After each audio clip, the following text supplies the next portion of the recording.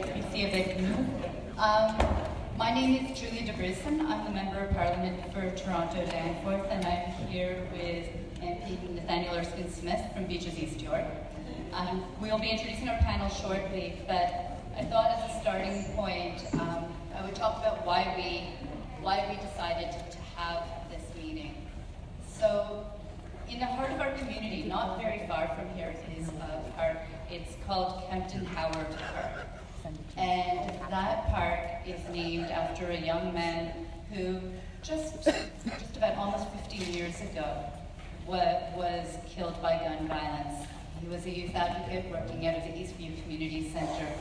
And his mother, after the shooting, became a real advocate for trying to respond to gun violence.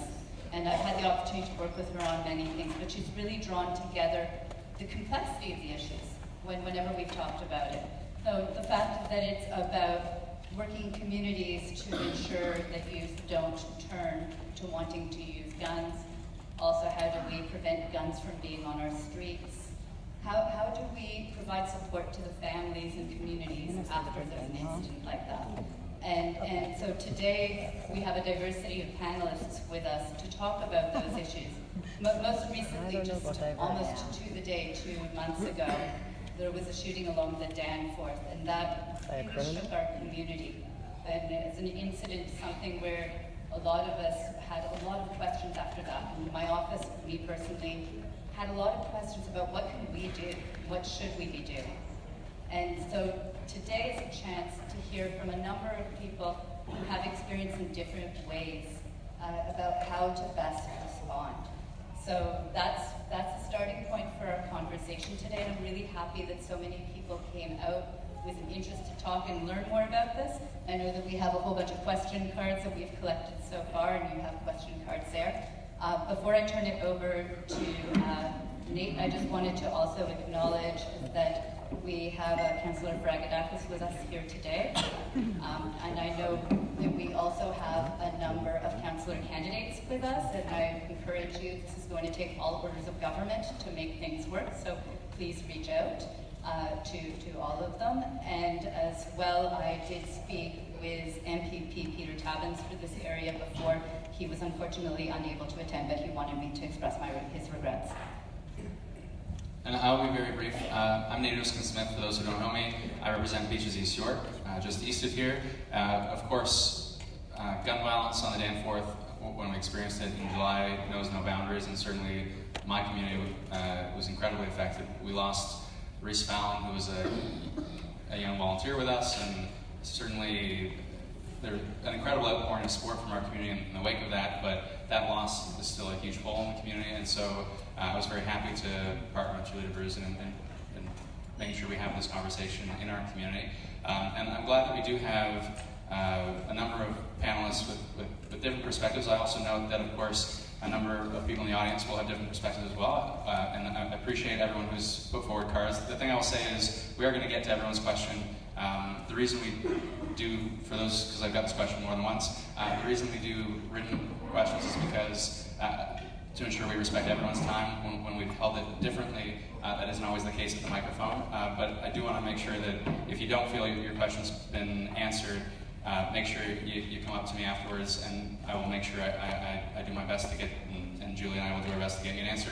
And the other thing to say is we're at the outset of this conversation, so where you have evidence that you think the government and MPs like ourselves ought to be considering, do make sure that you email us directly with that evidence. It is very much appreciated.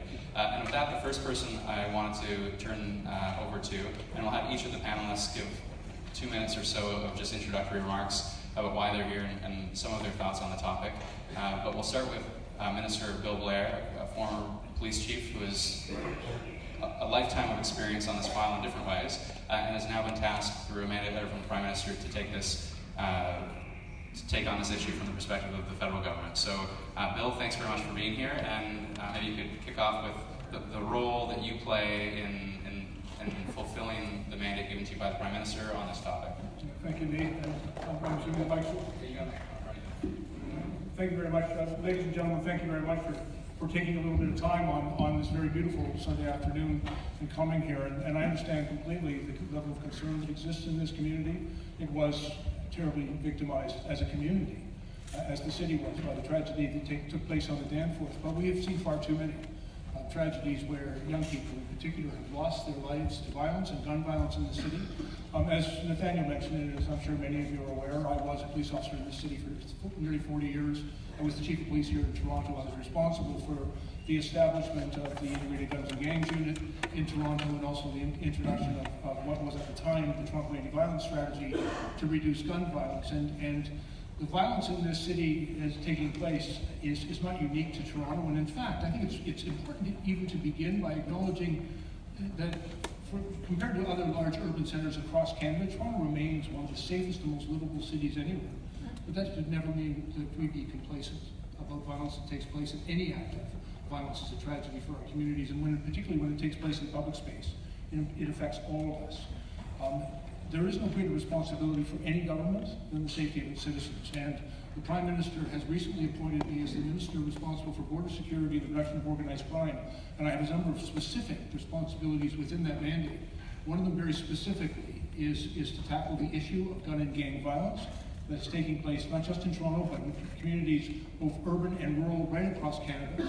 And I've been specifically tasked with conducting an examination of all of the measures that the government may take in order to reduce gun violence, including examining the possibility of a handgun ban and changes in how we regulate certain types of assault rifles. And I know there's not no clear legal definition of that, but I think most people know of which we speak. No. And to do it in such a way which is also respectful of the lawful rights of responsible firearm owners in this country. And so in the coming weeks, I will undertake that examination. I'm privileged and pleased to have the opportunity to come and hear from you all. And in the coming weeks, we will be reaching out to Canadians from coast to coast and asking for their perspectives and opinions, but also seeking the opinions of people with expertise in this area, people like my colleagues at the table, and as well looking at the experience in other jurisdictions and the data that exists. And I know that there are many questions about that data, by the way, and so one of my responsibilities is to see if we can improve the manner of data collection so that we might make evidence-based decisions on what we will do. I want to assure each and every one of you, regardless of your perspective on this issue, that the government is prepared to look at every responsible measure based and base their determinations on the evidence available to us and the expert advice that we might receive, to thoroughly examine the experience in other jurisdictions, and to then do what is necessary to reduce the incidence of gun violence in all of our communities right across the country. Thank you. Thank you. Now I thought if we could turn it over to Louis March of Zero Gun Violence. I've had the opportunity to work with Louis and have many conversations with him over the years. And so if you could please explain a little bit about the work that you're doing in the community through Zero Gun Violence. I know that you in particular work with a lot of families as well who have been impacted by such violence. Thank you. My name is Louis March. I'm the founder of Zero Gun Violence Movement. It's a collaboration of over 40 different organizations, agencies, programs across the city of Toronto, working towards the reduction of gun violence in our city. Zero gun violence is a concept that most people think it's a waste of time, it's not doable. Our starting point is that we already have zero gun violence in the city of Toronto, but we only have it in certain communities for certain people. So we have a problem. Why is it okay for one part of the city to live with zero gun violence? In another part of the city, it's the total opposite. So all our work is about figuring out why is it somebody living in Rosedale doesn't have a problem, but somebody living in Rexdale would have a problem. Why is that somebody living in Hyde Park doesn't have a problem, but somebody living in Regent Park has a problem? It's difficult because my wife, a lot of my friends think I've lost it. They think it's impossible. We say hell no. We're trying to find out what's going on in this part of the city and what can we do to fix it. Our work is about education and awareness about gun violence. A lot of the discussions, a lot of the narratives that you will hear are not complete. A lot of them are self-serving, very simplistic, and very reactionary. What we bring to the table is a different narrative because we work with the people responsible for the violence, and we also work with the victims, the families that have lost to gun violence, and some of them are here with me right now today. We also work with the youth workers that have to deal with the issue. We work with all the institutions, organizations that are trying to do their part. And it's not easy work. 2 days ago, I was doing a memorial for a young person that got shot and killed downtown, 20 years old. His whole life is ahead of him. The agony, the despair of his friends and his family. You cannot measure. The Zero Gun Violence movement is about addressing these issues though in an early intervention effort, because everything that we hear these days is reactionary. We've had enough of that. These kids don't deserve to die. These families do not deserve to suffer. These communities do not deserve to live in fear and despair. Toronto is an incredible city, internationally ranked in so many categories in the top 10. But we will not address this issue of gun violence in a complete, comprehensive way. Why not? Why not? Why is gun violence seen as political kryptonite where nobody wants to deal with it, while we're seeing the blood and the guts on the streets of Toronto? Zero gun violence is literally that. We don't want zero gun violence in the city. And I'm hoping that through the question and answer session today, we can expand on some of the things that we see, we know that is ignored, and nobody wants to action. We can do better. Enough is enough.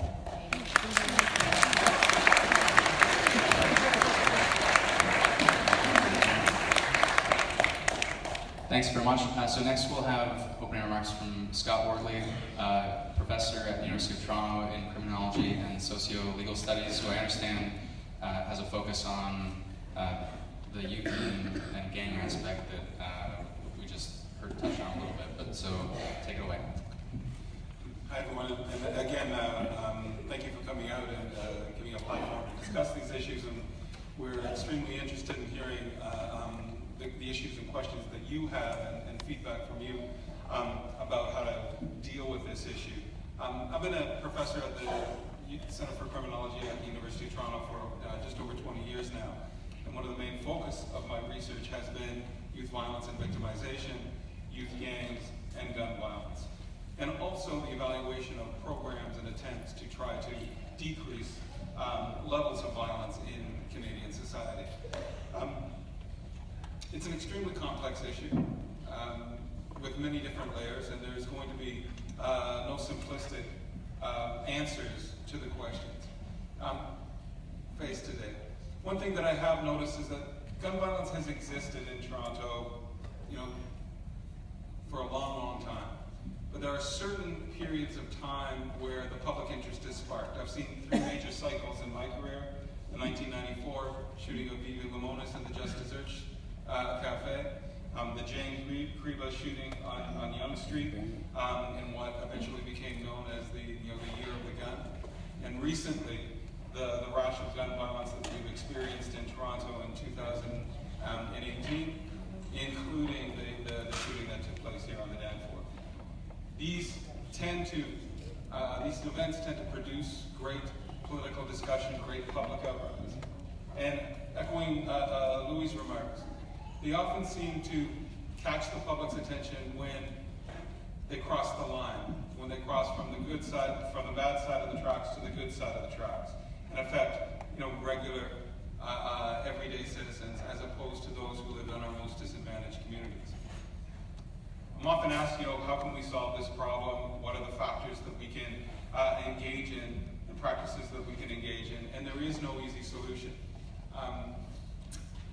My big revelation was watching Shrek with my daughter Nyala, who's at the back of the room. And Shrek was explaining that he had a very complex personality. He was like an onion. And that you had to look at the different layers. And I think that that's what we have to do when we're examining gun and gang violence. There's many layers of explanation. We can start at the most immediate individual level and look at psychological factors, pro-crime attitudes, opposition to law enforcement, mental health issues. We can look at the next level down being family problems, including fatherlessness, generational poverty, and generational trauma. We can look at the level of the community and the educational and employment opportunities that are available to young people and give them a stake in conformity or not. We also have to look at the deeper structural and historical factors. One thing I'd like to talk about today is sometimes when I go to community groups in indigenous neighborhoods or largely African Canadian neighborhoods, they often want to talk about the structural and historical factors that have contributed to violence today. When I come to middle-class white communities, they want to talk about the individual factors, the family factors that contribute to this problem. I think where we may be able to find common ground is looking at the issue of community development. Not only neighborhood development, but the sense of community that has long been championed by Canadians. I think as Canadians, we've benefited from a very low violent crime rate thus far in our history, even when we experience spikes like we have most recently. But we've got to ask ourselves, what has it been about our country and our history that has kept violence low, rather than sometimes looking south of the border for solutions to a problem that, well, and honestly, we should be educating our American neighbors about how to stay safe. So that's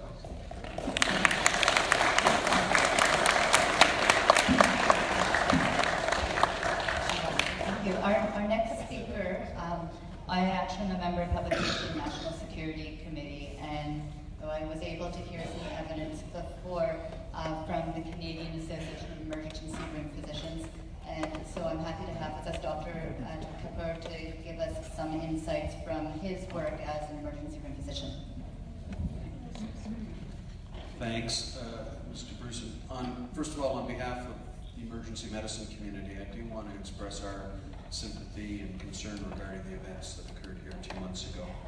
I also want to absolutely thank the emergency responders and those members of the community who jumped in to help.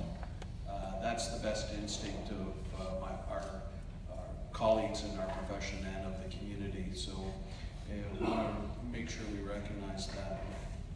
As emergency physicians, we see firsthand the effects of firearm injury and deaths all too often, whether it's here in Toronto, whether it's in Ottawa where I happen to work, but basically it is occurring everywhere across the country. And so we want to work, advise, and support efforts that are going to reduce those injuries and deaths in any way that's possible. And our perspective is looking at it from a public health lens. First of all, we need to recognize that 75%, 3/4 of all firearm deaths in Canada are suicides. Another 1/5 of homicides are domestic violence. So what we need to focus on from an emergency point of view is keeping firearms away from those who are at risk. It's a fact, we want to stay as data-driven as possible. It's a fact that having a gun in the house increases the risk of suicide, increases the risk of domestic violence. Nothing else different, just whether there's a gun in the house or not. So we see it, as I said, as an issue of keeping firearms out of the hands of those individuals at risk. So we have put out a position statement where we support enhanced screening of it and more restrictions on patient and people at risk. We'd even take that further and support mandatory reporting by doctors of people who are suffering from severe mental illness and who are at risk of self-harm. Where, as I said, 3/4 of the deaths are suicide, and people with mental illness are more at risk of being the victims rather than being the perpetrators of violence. We want to see more meaningful safe storage laws. Perhaps by first making sure that we go out and make sure that safe storage actually is in place, consider issues like individual gun locks. And finally, we need more data. I'm glad to hear Mr. Blair talk about more data and evidence. Mine is currently double We need locked. to make our judgments and our decisions based on the facts that are out there, rather than just on opinion. So we call for more research, and including a call for a national surveillance system on firearm injuries and deaths. Those are some of the specifics that we've come up with. As emergency physicians, we are extremely interested in reducing the number of firearm injuries and deaths, and we're more than willing to advise, consult, and support anything that will get us to that goal. And I'm really looking forward to hearing the questions and discussions today on how we can all work on that. Thank you.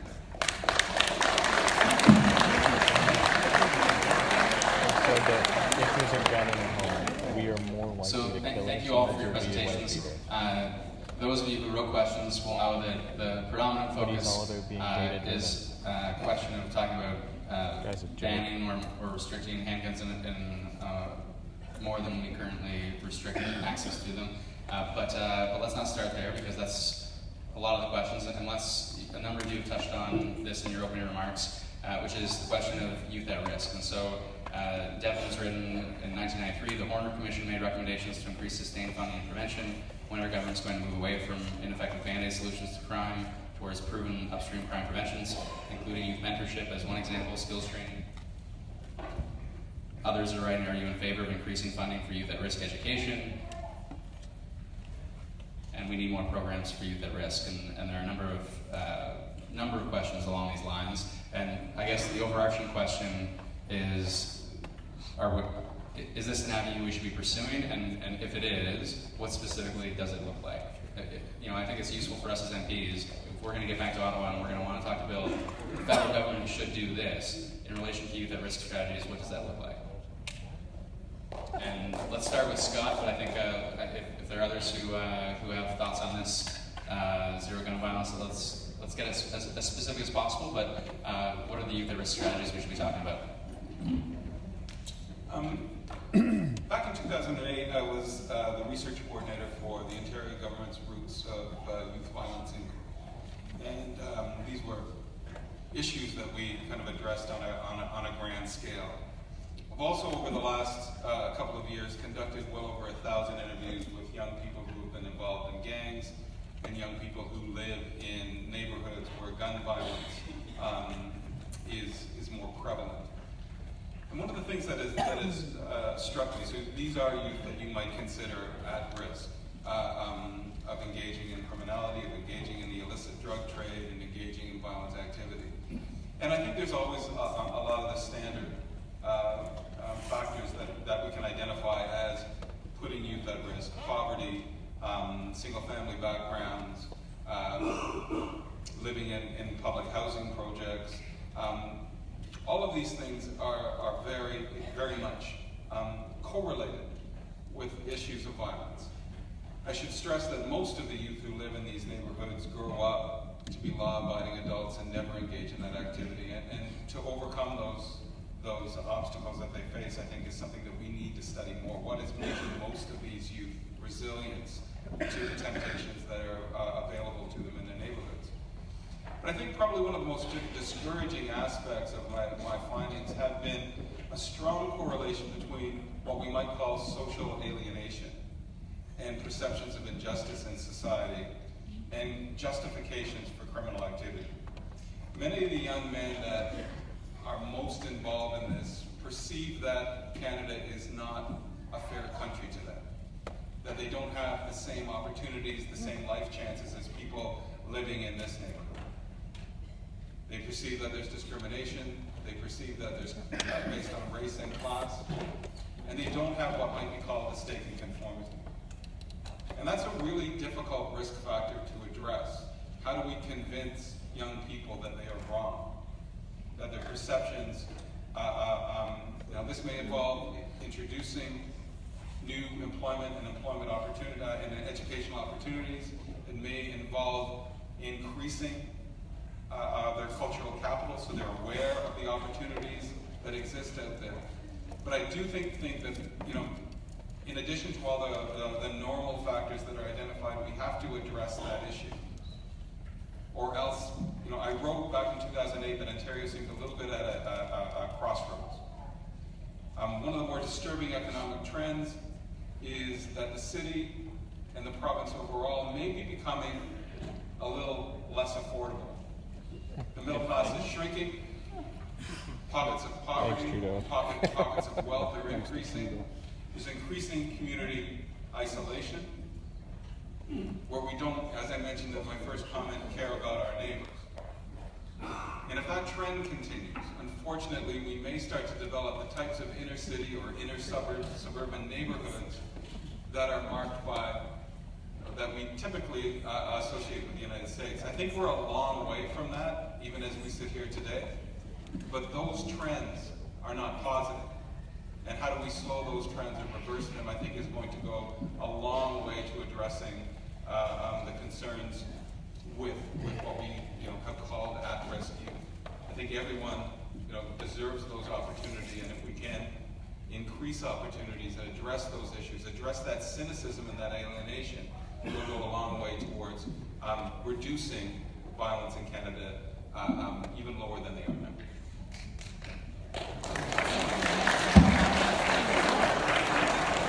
Thank you. Before we leave that question, I just wanted to know if anybody else on the panel wanted to jump in. So I saw Louis and then Mr. Blair as well. Thank you. All four. Thanks, Julie. So I don't have to be politically correct, okay, today. I'm just going to keep it real because I don't want to waste your time. I'm not going to waste my time. Okay, that means here. So let's keep it real. I've been working with young people in the community from the 1970s. My mentor was Dudley Laws, who told me many times, nobody's born with a gun in their hand. Nobody is born wanting to be a criminal. Nobody is born wanting to be a drug dealer. Nobody is born wanting to be a pimp. This is the 1970s. This is 2018 and we're still having the same discussion. Something's wrong here. What's really missing is political leadership, courage, and will to make the necessary changes. I don't want to come up here. Yeah, what are the changes are? That's what I really Everything that Scott has spoken about, Scott could have been here 40 years ago and said the same thing. And he's here 40 years later saying the same thing again. We don't have time for that. The communities are not underserved in terms of programs. The communities are poorly served in terms of programs. There's a difference between quantity and quality. We are not addressing the real problem. So throwing money at more programs might make you sleep peacefully at night saying you've done something, but if those programs are not targeting the population that needs the most help, keep your money. We call them the shadow people. There's a population out there that doesn't mind dying. Because Scott speaks about social alienation, it's a lot more than that. A lot of these kids are mentally, spiritually, and emotionally destroyed. For some of these people, dying is a relief. Imagine that, Toronto 2018, and I can say this with confidence. You look in their eyes, there's a TV program, it's called The Walking Dead. There's a population out there that doesn't mind pulling the trigger. Something is fundamentally wrong with how we're addressing this problem. We need to have an honest discussion about gun violence. Having guns is one thing, but how did we get to that point where we thought that picking up a gun was the solution to our problem? These are socio-economic conditions. Most of the community programs that we see out there are 9 to 5, 9 a.m. to 5 p.m. Would anybody think about having a program from 9 p.m. to 5 a.m. when this population is awake and is on the streets? Now, let's be real.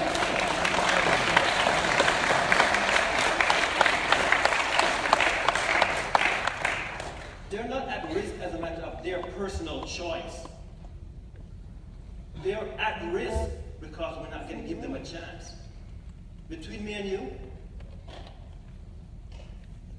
okay, between me and you, every one of the shootings, the homicide shootings that we have seen, there was an early intervention point where if somebody had done something different, said something different, provided the right type of service, it could have been prevented. That's what hurts me. That's what causes me the acts that I go through on a daily basis. It doesn't have to be this way. So we can talk about programming. We can talk about at risk. We can talk about gun banning, right? Banning of handguns. I don't want to monopolize this, right? So I'm just going to say one final thing and I'm going to pass it on to listen to other people. If you really want to solve this problem, let's focus on banning poverty. Banning poverty.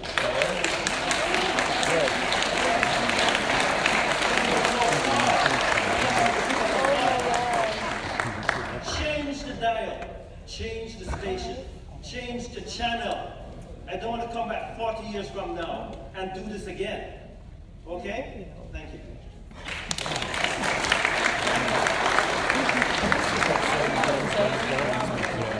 I'm just going to build a little bit on what Scott Louie have just said in terms of, and from a health point of view, because when Scott, in your opening comments, talked about sense of community, in medicine, we call those the social determinants of health. Poverty is the number one, housing is number two. All of those things, it spirals up and has spin-off benefits. So all the investments that Scott talked about and all the properly targeted investments that we talked about will have spin-off effects and better overall health for the community. And not speaking as on behalf of my association, but as an individual, the improvements in the safety and the savings that we get from that may be great if we can find a way to cover these investments that we need to make.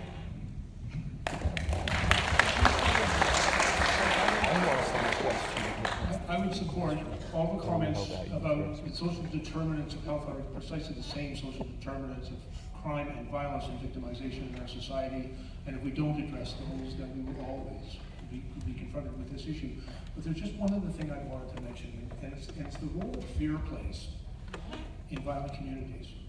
Fear is the greatest enemy of public safety, and when the public becomes fearful, or when those young men that we talked about become fearful, a couple of very bad things happen. People tend to isolate themselves in their homes. They put bars on the windows, alarms on the doors. They stop going to public space. They stop taking their kids to the park. They stop going up on the Danforth with their families and strolling down there on a Sunday afternoon, or going out and sitting on the summer patio. They stop interacting with each other. In my experience, and I was responsible for the safety of every neighborhood in Toronto for a very long time. And the neighborhoods that work, the neighborhoods that are safe, are neighborhoods where people are out interacting with each other. And I don't dispute the impact of things like poverty and lack of access to decent housing and jobs and social justice disparities are all very, very significant issues in our society. But I also want to tell you how encouraged and proud I was to see the people of Toronto Danforth, the people of the city of Toronto, go back up onto that street 2 months ago after that terrible act of violence and not give up their public space, not give up their street, their community, and their city to senseless violence. And when we all stand together, we're strong. And I will tell you, when people are fearful, when young men are fearful, then they go looking for ways to protect themselves if they don't think that they are safe in society. And so what we see in Toronto is acts of violence followed by acts of retaliatory violence. And far too many young people are arming themselves with guns because they're afraid.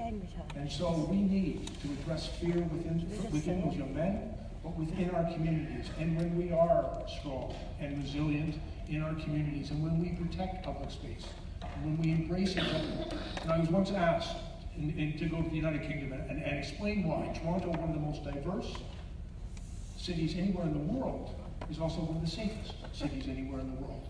And they thought, quite frankly, that there was some brilliant policing strategy, and I had to explain that's not what makes Toronto safe. What makes Toronto safe is Torontonians, Canadians, the way in which we embrace each other and support each other, our pluralism, the way we accept each other, the way we live together. We are a tolerant people, a polite and respectful people. And when you have a city of 3 million Torontonians, that's why Toronto is the safest place, and we should never give up our values or give up the way in which we embrace each other because the example in other jurisdictions is unacceptable to us. And so I want to always remind Torontonians of the strength of this community. And it really comes from the way in which we treat each other.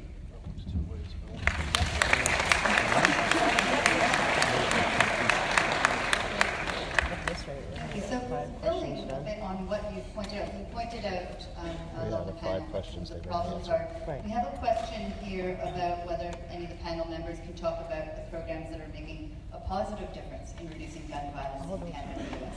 So are there programs that are already successful that we should be looking at and build on? And maybe if I can start with Professor Wortley, just because you're to my right. An hour and a half? Please no. I think there's a number of promising programs. Most of them are programs that are one long-term and two intensive. What I advise against are programs that only receive short-term funding, and by long-term I mean 5 to 10 years, and have renewable funding. There's been a lot of promising programs that have opened up in the city that have a lifespan of 5 years. They take 2 years to develop and find their legs and get running at an optimal level, and then funding is pulled and they can't find additional sources of funding and the program fades away. I do think programs, whether they be career development, educational supports, wraparound programs that try to meet the needs of all the different needs that disadvantaged youth have, they all can work. And I won't go into a litany or listing programs right now, but the characteristics that they have are long-term, intensive, multifaceted, with stable funding. And I think that in many ways, these programs are replacing what these youth don't have in their regular lives. They are evening the playing field, so to speak. I do worry, however, on two fronts. One is that when there is a political crisis over gun and gang violence, there is often an outpouring of short-term funding for law enforcement and for programs, short-term programs. It's often, I think the nature of politics is that politicians have to respond to public concerns, and when public concerns are spiked, they've got to do something that is going to provide some kind of immediate feedback, right? So policing has immediate results. You can set up some investigations, you can make arrests, you can bring offenders to justice, and we feel better. And that's an important part of the equation. I'm not trying to discount that at all. And we will also give some money to programs to start up and to work with disadvantaged youth. What we need, however, is longer-term solutions. What happens typically is after a year or two, particularly if violence rates, which I think they probably will dip again in the near future, we lose interest. And those funding, those programs that had received funding, both in policing and within the community, lose those resources until the next crisis. And I hope that we can end that cyclical nature of funding for these types of programs and recognize that it is a part of the fundamental health of the nation that we support these programs on an ongoing basis. Just one example, a lot of the research evidence would suggest that programs that start with toddlers, start in preschool, and continue through high school are the programs that are going to have the biggest results, but those are long-term results. You've got to wait 10, 15 years before you're going to see the crime rate drop as a result of those programs. Do we as a society and do our political leaders have the patience to wait and see those programs bear fruit? By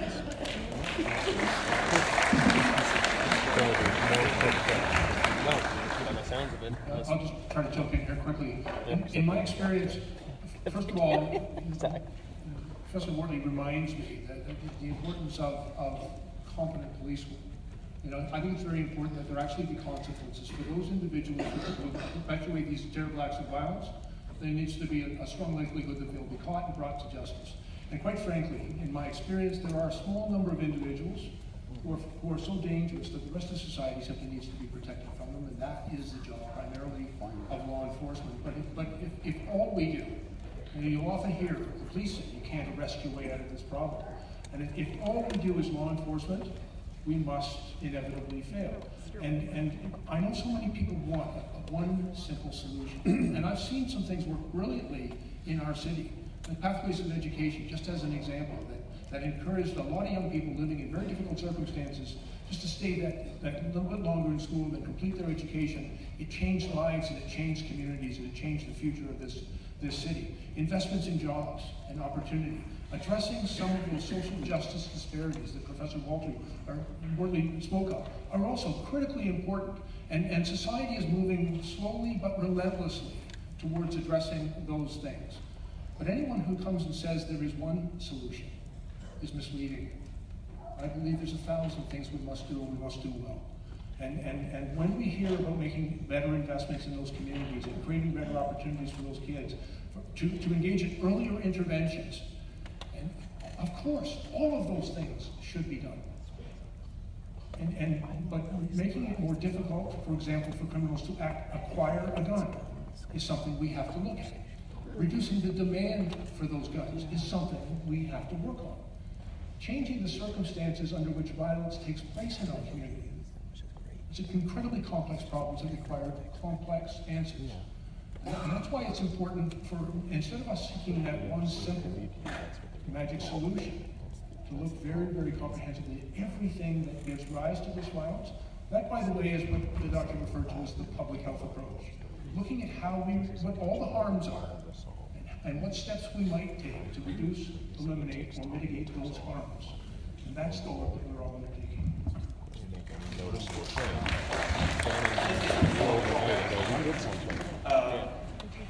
So we work with about 40 different organizations, agencies, programs across the city. We have something we call it the Funding Olympics, where the funders will give money to, we know who's going to get the gold, the silver, and the bronze in terms of funding quantity. Because they've got a history, they've got a relationship, and so on. We know who's going to get. Then all the other organizations have to compete for the remaining funds. So in order to do that, they have to compete against each other.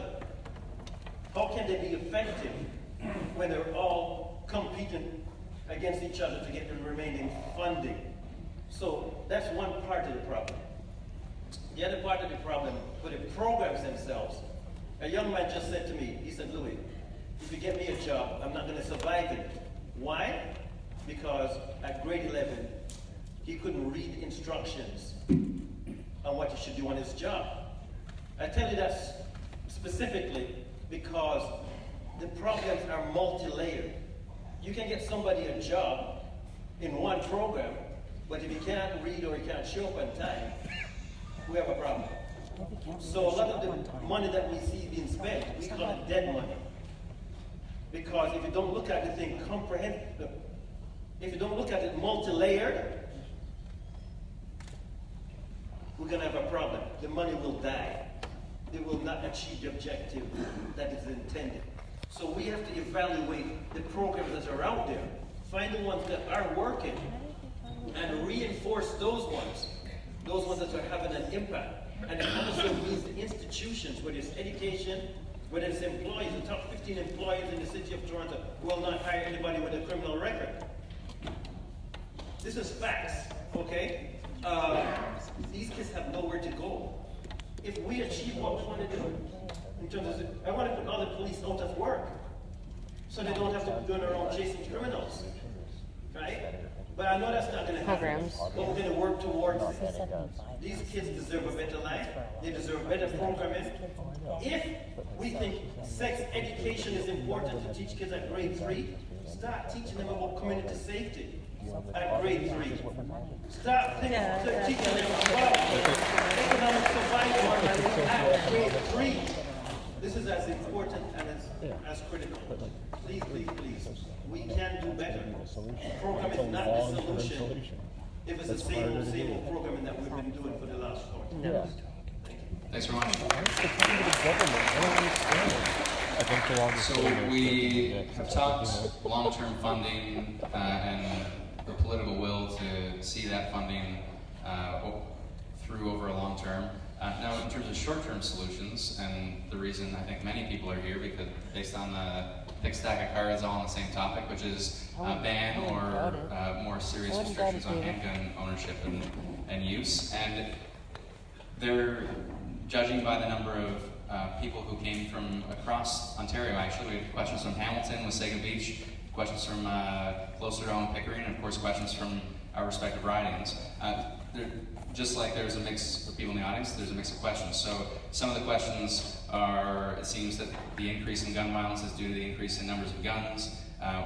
Is this the case? What are we doing about it? Is a handgun ban going to be effective? Many of the questions, of course, say, I'm a legal handgun owner and I'm not going to commit a crime, so why am I going to be penalized?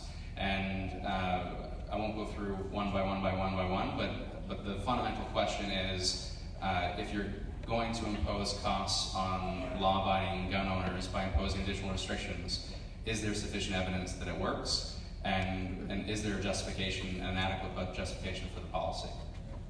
Can I say something just in terms of context, in terms of guns on the street? Sure, and so we'll start there, and I should have mentioned also from an emergency room perspective, a lot of the questions say, you know, gangs are going to do what gangs do, regardless of legal restrictions, but of course you might have a perspective on suicides as well. Okay, so guns on the streets. Where there used to be 1 and 2 guns in a community that was shared, borrowed, or rented, right? You didn't even know if it was going to work or not when you pulled the trigger. Right now, the access to guns has increased dramatically. Some people have 1 and 2 guns themselves.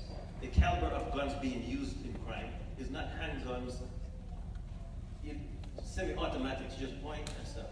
We've seen shootings where just because the clip was finished at 6, right, you couldn't shoot anymore, right? And somebody escaped.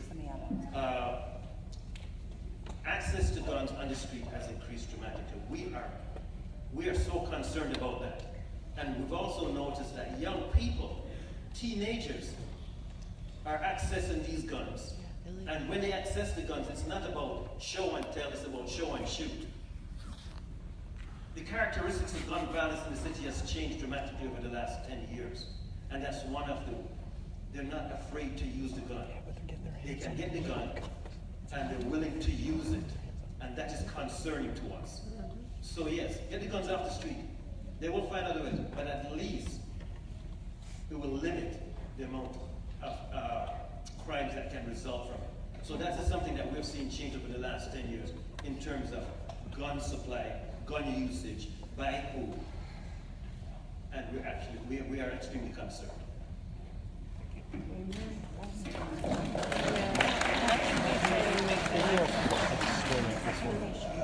Since I was specifically asked,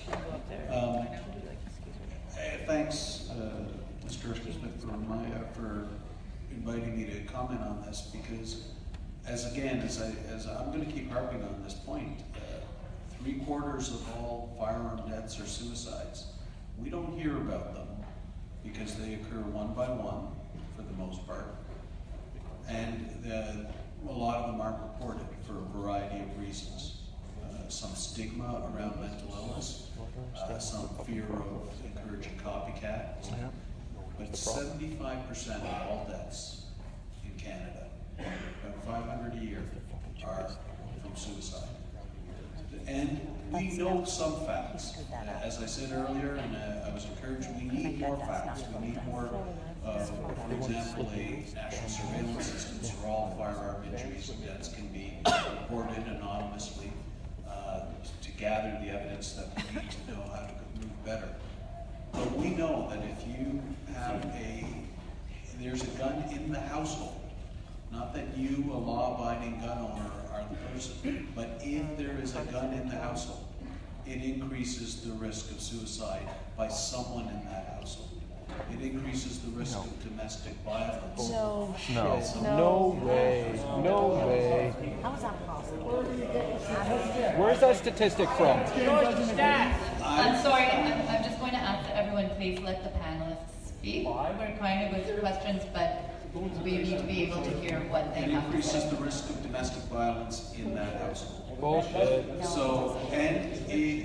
So what we can do to decrease that risk, to make those changes,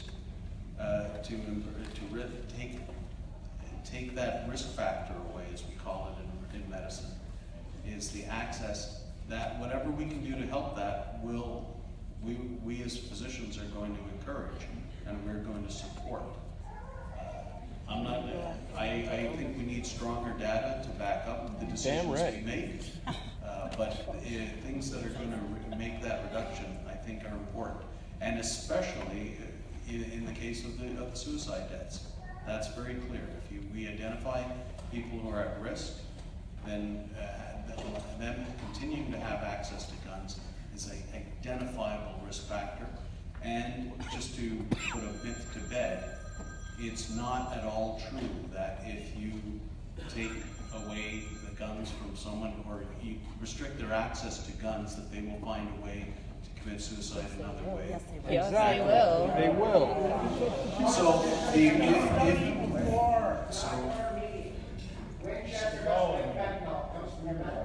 So the risk, suicide is a very impulsive act. It's not necessarily a one-to-one correlation, but if they do not have ways to do it one way, it is not, for a large percentage, it's not true that they will persist and find another way. We've seen a decrease in suicide deaths by firearms and a decrease in overall suicide deaths by putting in some of those controls. Wow.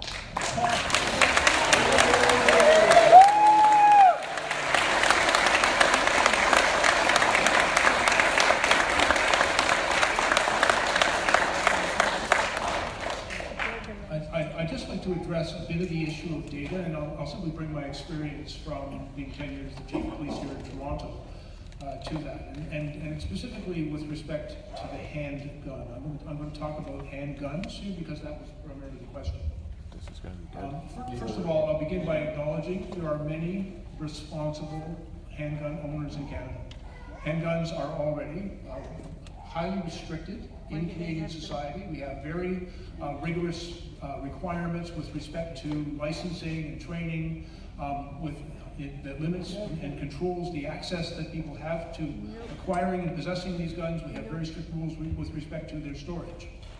But there is, unfortunately, the reality that many of these handguns, or many handguns, end up in the hands of people who are not licensed to hold them and commit crimes with them.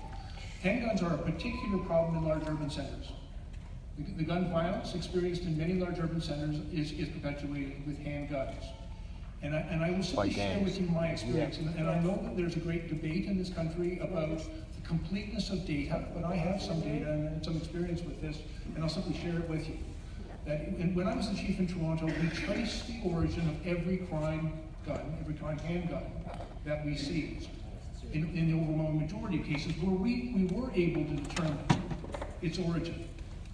We found during the 10 years I was the chief, that about 70% of the crime handguns that we seized were sourced from the United States, had been smuggled in from the States or from other countries, but primarily from the United States. Brought across the border illegally, usually obtained illegally through straw purchase or other means in the US. Smuggled into this country and then were sold and acquired by criminals who committed violent acts here in Toronto. That was our experience. 30% of the guns we were able to trace their origin for were sourced domestically. And so we looked at where within the domestic regulations can those guns get into the hands of criminals. And there's a number of different points. There's a point of sale, where it could be sold to somebody who's not requalified or shouldn't have it. There was transport from point of sale to the home or to range. There was storage at home. There was some cases storage at the range. And then there was a significant issue with disposal. People disposing of their guns to someone not legally authorized to purchase it. And so those were the points of vulnerability. And we measured that very carefully because it was important. There are other police services across Canada that also measure it, but not everyone does. And there is no national database where this is collected, and that's given rise to a great debate on the source of these guns.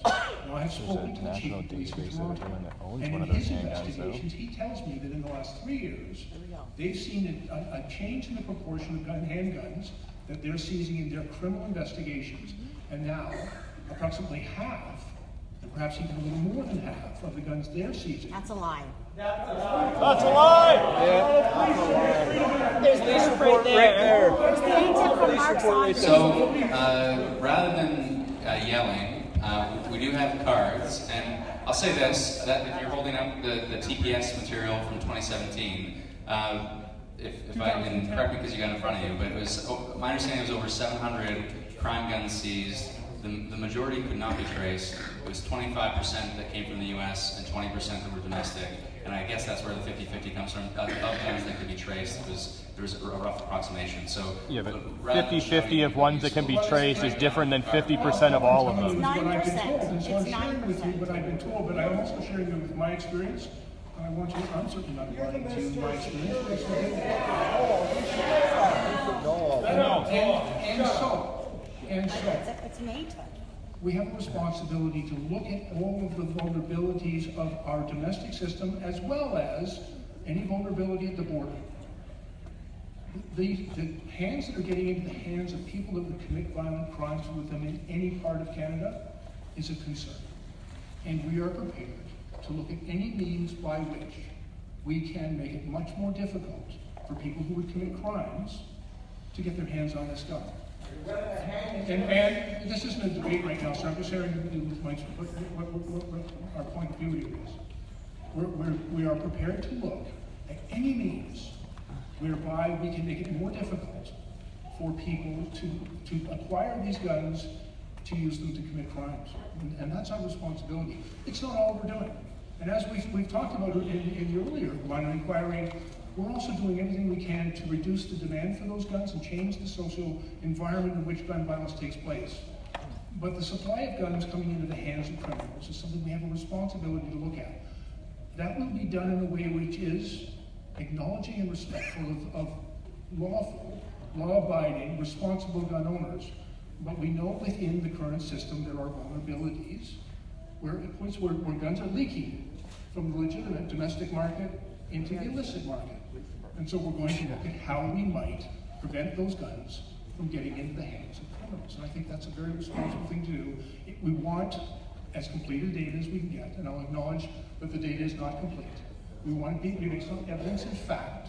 We'll listen to the opinion and perspective of experts, and we'll look at what other jurisdictions have done that may or may not be effective in Canada. But we are not going to do nothing. We're going to look at this and take the steps that are necessary to keep Canadians safe. There's a whole lot of bullshit right there. Yeah.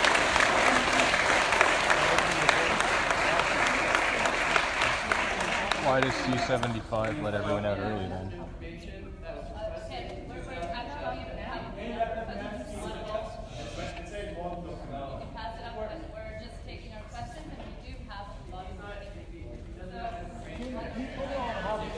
Better just throw it there real quick. Yeah. Go through that right there. Oh, that thing at the back, it's a I think as an academic who's interested in all the factors related to gun violence, my own research and my review of the international research would suggest two things. First of all, that focusing on the demand side and the criminogenic factors that lead people to use firearms in criminal situations is going to be more effective than only focusing on the supply side. That being said, there's a wealth of international research which suggests that supply matters. That in nations, internationally, where it is tougher to gain access to military-grade weapons and handguns, gun violence is lower. There's also major theories of Like Switzerland? criminology, including opportunity theory, which says that the tools we have available to us to engage in violence, including self-inflicted violence in the way of suicide, makes it easier to commit crimes, and crime will go up. I also want to tell you a little bit about the current research project that we've been conducting, talking to young people on the streets and how they access guns, where they get the guns from. And a significant proportion will talk about the illegal cross-border trade. Some have said that it's increased as trucking across the border has increased as one of the major ways that illegal guns are getting in, and because the demand in market for firearms has increased. But a significant proportion of the young men and women that we have interviewed have said that they've got their guns legally. They have said that they know of legal gun owners who are willing to sell their firearms to them or rent their firearms to them. Wow, really? There are individuals. It's already against the law. Listen, I'm talking to you about the young people who have access to this. I don't know why they would have a reason to lie about it. Young people. I'm not talking.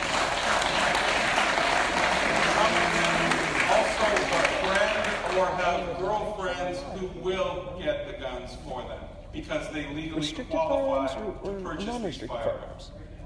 Another issue that I Kids think qualify that we need for to guns then? explore with data and with evidence is the role that ammunition plays. One of the things that has been said by both police and young members, gang members I've interviewed, is that the number of shots being used now, the number of shootings, the number of rounds of ammunition that are being used has dramatically increased over the last 10 years. And this reflects wider availability and access to ammunition. So it could be that ammunition is being smuggled just as guns are. But some of these young people say that there is also ways to purchase ammunition that has been legally purchased in Canada. That sale of that ammunition is tougher to trace. Maybe Chris Rock used to say that we should make guns for free, but we should make every bullet worth $1,000. And that would cut back on that. But I think we've got to look at not only with respect to guns, but also with respect to the role ammunition plays in opportunity crime. So just to continue the conversation about data for a second, thank you for passing up the TPS report that confirms of 726 crime guns seized in 2017, 20% were domestically sourced. And so when we talk about, and that's of those that were, of the total, 20% came from the domestic supply, 25% came from the US, and the majority could not be traced at all. Presumably of those that could not be traced, you might see some more from the domestic supply potentially, maybe, maybe not. But the fact of the matter is that does suggest some evidence for taking action. It really comes down to where are the guns, and Bill, you touched on this, of the domestic supply, where are the guns being sourced domestically? So a number of the questions, we've got about 8 questions all on data, and Ken's asking, as many government decisions on gun violence are based on collected data, and this data is currently very incomplete. How are we going to, and how are you in your role going to ensure that the data is collected in a coordinated way to ensure that it's useful in the decision-making process? And you are, I think, uniquely situated as a former chief to work with chiefs to ensure that police services across the country are ensuring that we can drill down on that domestically sourced information as much as possible. Yeah, thanks very much, Nathan. And this issue of the incomplete nature of data has been a problem that has plagued us. You know, we had more complete data at one time, but it is no longer collected in this country, and that's fine. It's challenging at times for the police to determine the source. Many of the crime guns seized, the criminals have made an effort to grind off the serial number. So that has to then be forensically examined to see if it can be raised to determine issues of its origin. And quite frankly, police don't have access to many of the records, ready access to many of the records that would inform this debate. But having said that, many of the crime guns all the crime guns that have been seized are in the possession of the police, or at least they have records of their seizure. And I've gone to the Canadian Association of Chiefs of Police. We have a number, we're fairly strong here in Ontario. The Provincial Weapons Enforcement Unit, which is a provincial police body, and also the firearms unit in the Toronto Police Service, who work very closely together. And so they've got these firearms, and we've asked them to go back and examine them. You know, they have a lot of other priorities, of course, and so collecting that data is a bit of a challenge. You know, I think it's going to be difficult to get complete 100% data, but we have access to a fair bit of data now, and more that we can build upon. I appreciate that it is in dispute. It's clear even in this room. Some people that simply don't believe this or do believe that. I think we need to do our best to make sure that we get the best possible. And we'll do that in working with the police, but also working with the academic community and through Stats Canada. There is no uniform crime reporting of the source of these guns. And so many times, the only thing Stats Canada has available to is really incomplete. But these records do exist within police services. So I've gone to the police services and said, we really need your help to have an informed, evidence-based discussion so that the decisions we make actually work. Can you repeat that last part? And I take my colleagues and friends' point very strongly. We don't want to just do something for the sake of doing something. We want to do what matters. And that's one of the reasons I've been tasked to conduct a thorough examination of this issue across the country, to look at the best available data and where it is incomplete, to get it as complete as we can, to look at the experience of other jurisdictions, to speak to experts and people who are strong advocates for either side of this issue, because those perspectives are important. And I'll tell you something about the nature of gun violence too. I've traveled across the country. I was recently in a prairie city where there's major issues with gun violence within indigenous gangs.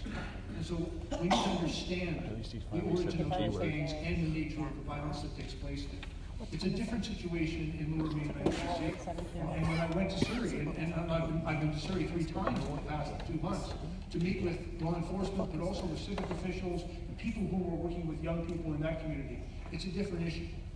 Canada is a vast country, and we have a responsibility in our federal laws to make sure we bring forward regulations and laws that work to keep the entire country safe.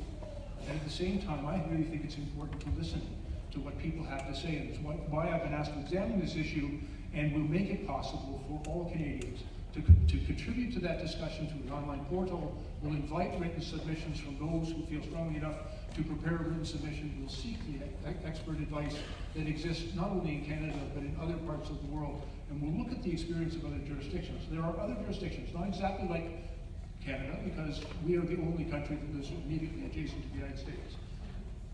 But Mexico. There are other jurisdictions that have taken measures that have demonstrated some effectiveness, not perfect, but some effectiveness. they're in NAFTA, And we'll we look are. at those things as well.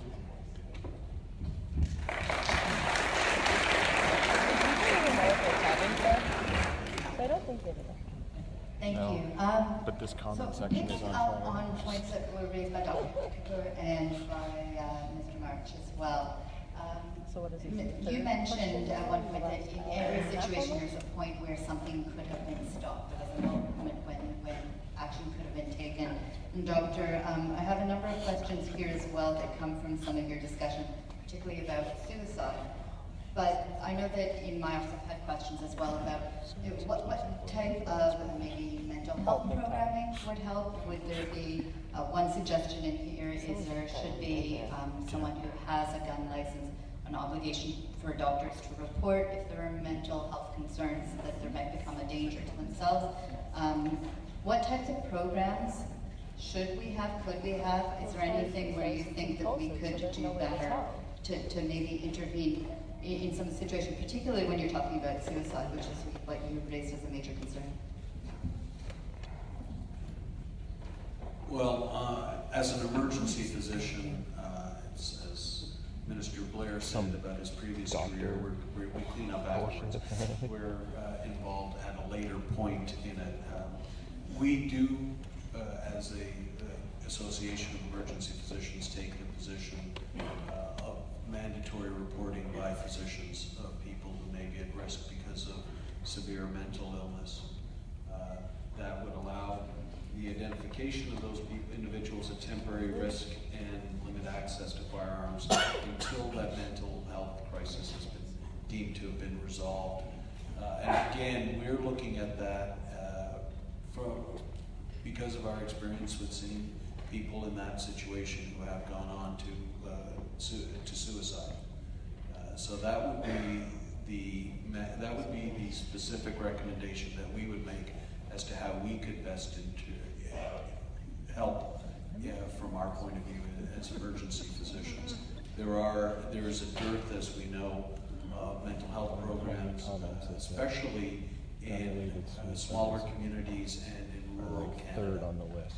And we need to find a way to address that where a large proportion of that suicides occur.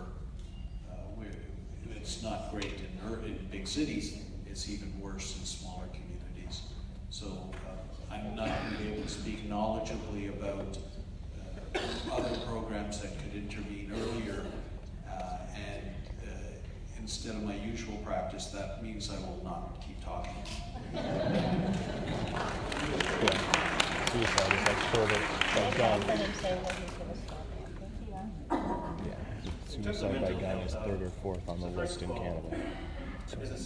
Suicide by gun is like 3rd on the list. So there's at least two things higher than that. One of which is strangulation. So we're gonna ban rope, And they're recommended to go to belts. a mental health facility to have it diagnosed and treated. Well, I mean, if it's about numbers, right? It's going to be difficult Helping people. for them to get that and do it. He's representing the medical community. He's trying to say And then if they do sign away from the the suicide. waiting list for them, No, he's not. Suicide victim, all of a sudden it takes away the thoughts of it's suicide. forever. And he's also For them less to get likely the attention to that they beat his need. wife. So there's no sense of urgency Yeah. It makes no sense. when we talk about mental health for these kids. First of all, they're not going to announce it. First of all, second of all, actually getting to CAMH or wherever the place is, they're going to have difficulty doing that. And then even if they do get there, the timeliness and effectiveness of the service that they're going to get in terms of diagnosis and solution, it takes forever. So a lot of them are just turned on. So we can coach, we can encourage, we can actually walk them to CAMH. But the system is not set up to deal with this population the way it needs to be dealt with. So that's why I'm saying that for each one of the shootings, there's an identifiable early intervention point that has not been addressed, and this is one of them that we need to really seriously take a good look at. We're not doing a good job.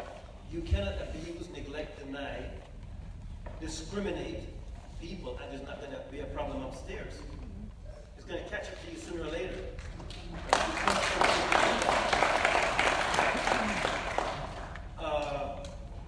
We can do better.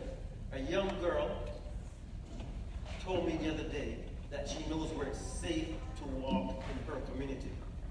What she's actually telling me is that she knows where it's not safe. This is a 7-year-old girl. This is not what you're supposed to be talking about at this age. Communities, violence becomes normalized. You don't think there's going to be a mental health problem in that community? We better get on top of this. It's like walking time bombs out there about to explode. And then when they explode, we get surprised. The shooting that we're seeing right now in 2018, I hate to say this, right? It has to happen. Because it's a result of what we didn't do right yesterday and previously. This is a byproduct, a consequence, a Because of direct what we result didn't do of yesterday things that when we someone messed else up was in yesterday. charge. And are we going to Sitting on continue to stage. do the same old, and expect different results? And that's why I'm saying that we need to have an honest discussion about gun violence.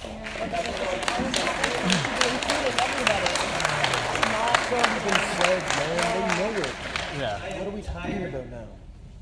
To work with these mothers that have lost their children to gun violence. Their life will never be the same. Their children will never be the same. Their friends will never be the same. You mean to say we can't have an honest discussion about this and put into place those services, effective timely services, that will interrupt the cycle of violence? We cannot go through this again. The amount of shootings that we've seen in 2018 is about unparalleled with what we saw last year. However, what we've noticed significantly different is that the shootings have now breached safe communities and a lot more innocents are being shot. And that's why we're getting all this attention now. We sounded the alarm 4 years ago, and we wrote a story about the crisis that nobody wants to talk about. If this is what it takes to get people's attention and to get you here, let's do it, but let's not waste our time. Let's really do something with it. So I'm thankful of the opportunity to speak, but I'm more thankful of the people that have seen the reason to do this. And I'm hoping that this is not the first and the last, that we continue this. Mental health is one of the major problems that we've seen in the communities out there. When somebody has given up on life and they're not even 16 years old, that's a mental health problem. What are they doing about it? Yeah. What kind of government money is being invested in mental health? You know? I mean, there's so many things we've all Just known for years, one but brief not doing comment anything on about it. possible points of intervention with respect to mental health. One of the things that we've learned over the years, and it's a pretty common finding, is that violence begets violence. That many of the young people that we deal with who eventually become shooters or murderers or gang members have been victimized and have suffered from the trauma of severe victimization at a young age, whether it be beaten up, seeing loved ones shot, witnessing violence in the community, being threatened and attacked in their community. And earlier, Mr. Blair talked about fear. Many of these young people are traumatized and have fear of further victimization and develop kind of a hyper-masculine attitude where that's not going to happen to me and I'm going to get them before they get me. So as we identify youth who become victims, even though they may not be involved in violence, for instance, at that particular moment in their life and engaging in violence, intervening with them and providing them the police through victim services, schools through counseling, the healthcare system, helping these individuals and identifying that they become at risk once they've suffered such trauma. I think we need to look at that as well. So, in the interest of time, there are a number of other issues that people are flagging, and I'm going to throw a few at the panel. And where Just say sorry, you think it'll that make these are it good ideas or bad ideas, please comment. So, James has indicated that Australia and the UK are often referred to as successful examples of gun bans, but that they're surrounded, and Bill, you mentioned this, that they're surrounded by water where we share an incredibly long border with the United States. And so should our focus or attention not be on cross-border smuggling? We also have questions about gun buyback programs, both for reasons of getting guns off the street and from the other perspective of if we are to have stricter rules, some level of compensation. And of course, we have the question of more severe punishments. And so I'll throw those three out from the audience, but more severe penalties, a gun buyback program, tackling the border, are these useful solutions in the toolbox of solutions or not? Please take this one. I'll jump in, but I'm actually quite anxious to hear what my colleagues at the table have to share with this. You know, we are looking at the experience in other jurisdictions, but it's important to acknowledge that Canada is in a unique set of circumstances in that it appears, and we could argue for a while, I guess, about the proportionality of whether guns come from across the border smuggled or sourced from the domestic market. But the reality is Canada faces an issue with guns being sourced from both places. How much of either we'll debate another time, but it's a problem. And therefore, Canada can't have just one solution, so we've got to do a lot of work, for example, at the border. And we've made significant new investments in CDSA, the Border Security Agency, in technology and in their training. We work very, very closely with their counterparts on the other side, the Customs Border Patrol people and the Homeland Security. We have integrated enforcement teams and investigative teams to do investigations on both sides of that border. And we need to do more and better to keep those guns that are coming across the border illicitly out of our hands. But it does not mean that we can ignore the other source of guns, and so we've got to look at both. But as I've already acknowledged, just supply interdiction, and as Professor Warren indicated, if all we do is make an effort at supply interdiction, and fail to address the demand for these firearms and the circumstances under which they're used, we'll always be fighting a losing battle. And so I think you have to do all of the things that are necessary to keep our community safe, and do it in a way which is respectful, that actually focuses on the problem, and is respectful of all of those Canadians who are not part of the problem. And I think that's an important part of the balance we're trying to strike. But frankly, I don't subscribe to the view that that there's nothing we can do about firearms in order to make our community safe. And so I think we have a responsibility to look at that. We've certainly heard from communities across the country. I'm not really aware, but the City of Montreal recently called upon the government to consider a handgun ban nationally. The City of Toronto passed a resolution asking us to consider a handgun ban in Toronto. It's a debate and discussion that's taking place across that country. I want to be able to respond to those communities and those citizens about their concerns based on the best evidence and the best advice that we're able to obtain. But we take their concerns very seriously. And whether there is a simple and obvious solution or a far more complex one, we will do what is necessary to keep our communities safe.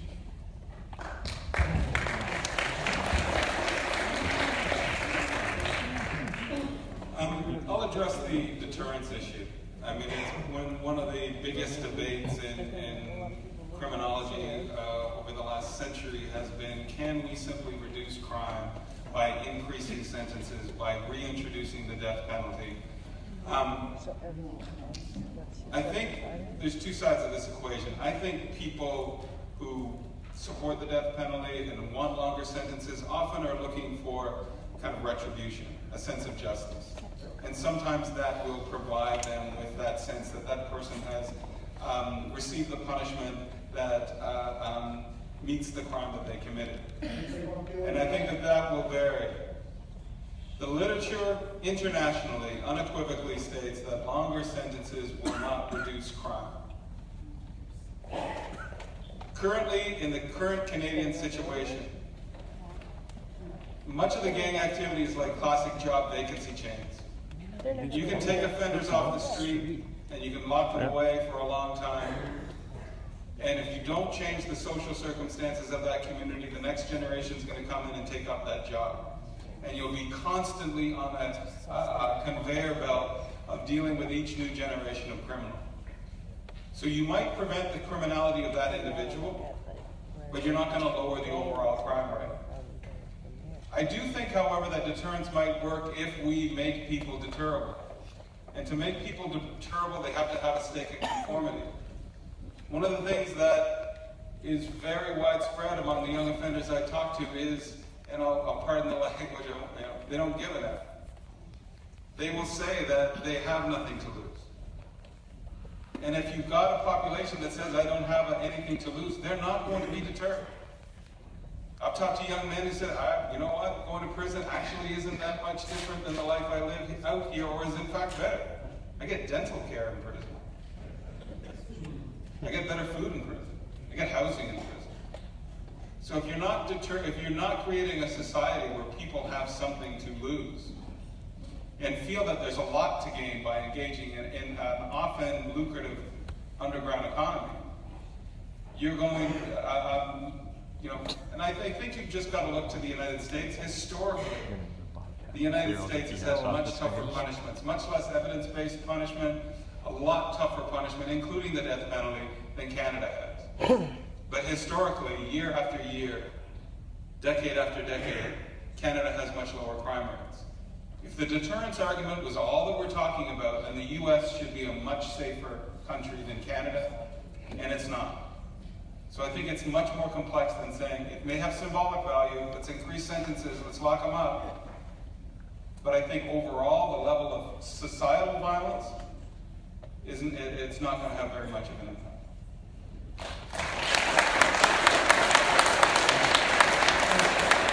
One point I want to also add is that if you're going to increase punishments for crimes, including minor crimes, you're going to have to pay for it. So when we survey people, we often ask, do you want longer sentences? And we'll say yes. But then when we ask an accompanying question, if you're going to increase prisons and longer sentences, and we had to increase your taxes to pay for it, people often are a little less ambitious, a little less receptive to Let's put them in hotels then. Do you think shorter sentences will have a better, because look at C-75. Did either of the other panelists want to pipe in on this topic? I'm just going to say something about getting guns out of the street. No, but We've tried to look at information on amnesty. if someone here goes, what's C-75, and looks it up. Where people will voluntarily turn in a gun. And what we've seen is in Toronto recently, we saw one amnesty program that was promoted by the city that says we'll offer $200 in gift certificates if somebody turns a gun in. And that's why I say we need to have a serious discussion. Right? And then we saw another amnesty program that nobody knew about. And we said, there was an amnesty program? And I went to go and Google it to find out information that it was actually there.